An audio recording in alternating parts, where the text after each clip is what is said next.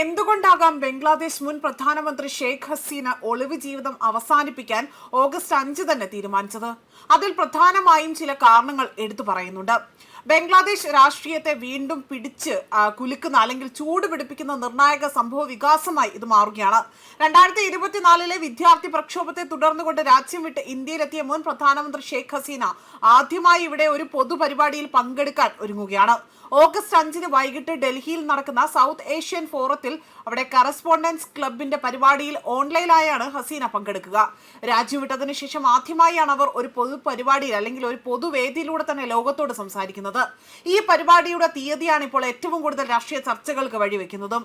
കാരണം 2024 ഓഗസ്റ്റ് 5 വിദ്യാർത്ഥി പ്രക്ഷോഭം ശക്തമാകുന്നതിനെ തുടർന്നുകൊണ്ട് ഷെയ്ഖ് ഹസീന രാജിവെച്ച് ബംഗ്ലാദേശ് വിട്ടത്. അതേ ദിനത്തിന്റെ വാർഷികത്തിൽ തന്നെ അവർ വീണ്ടും പൊതുവേദിയിൽ എത്തുന്നത് വെറും യാദൃച്ഛികമല്ല എന്നതാണ് നിരീക്ഷകരടക്കം വിലയിരുത്തിയിരിക്കുന്നത്.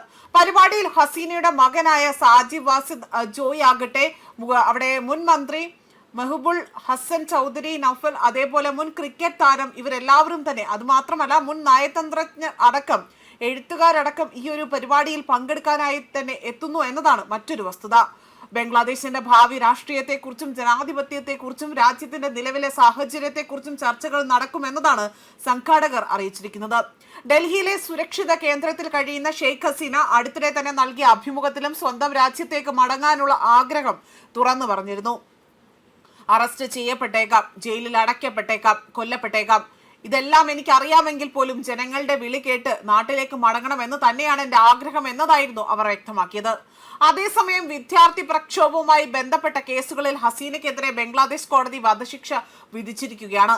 പ്രക്ഷോഭം അടിച്ചമർത്തുന്നതിനിടെ തന്നെ 1000-ലധികം ആളുകൾ കൊല്ലപ്പെട്ട സംഭവത്തിൽ ഗുരുതര ആരോപണങ്ങളാണ് മുൻ പ്രധാനമന്ത്രി ഇവിടെ നേരിടുന്നതും.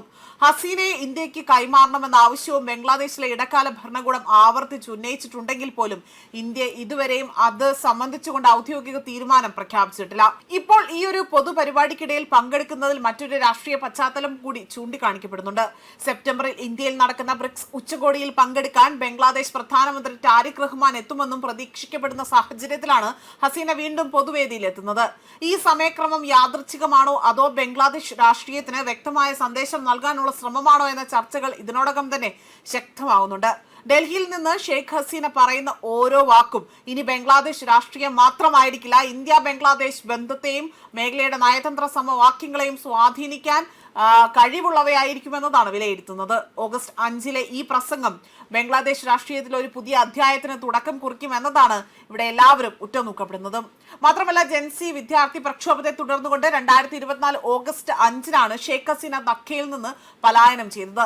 ആഴ്ചകളോളം നീണ്ടുനിന്ന പ്രക്ഷോഭങ്ങൾക്കൊടുവിൽ തന്നെ ഹസീനയുടെ കൊട്ടാര കവാടത്തിനുള്ളിൽ രോഷാകുലരായ പ്രതിഷേധകർ അവിടെ കടന്നു ചെല്ലുകയും ഇതേ തുടർന്നുകൊണ്ട് ഹസീന രാജിക്ക് ഒരുങ്ങുകയും അല്ലെങ്കിൽ രാജിക്കത്തിൽ ഒപ്പുവയ്ക്കുകയും സൈനിക വിമാനത്തിൽ രാജ്യം വിടുകയുമാണ് ചെയ്തത്.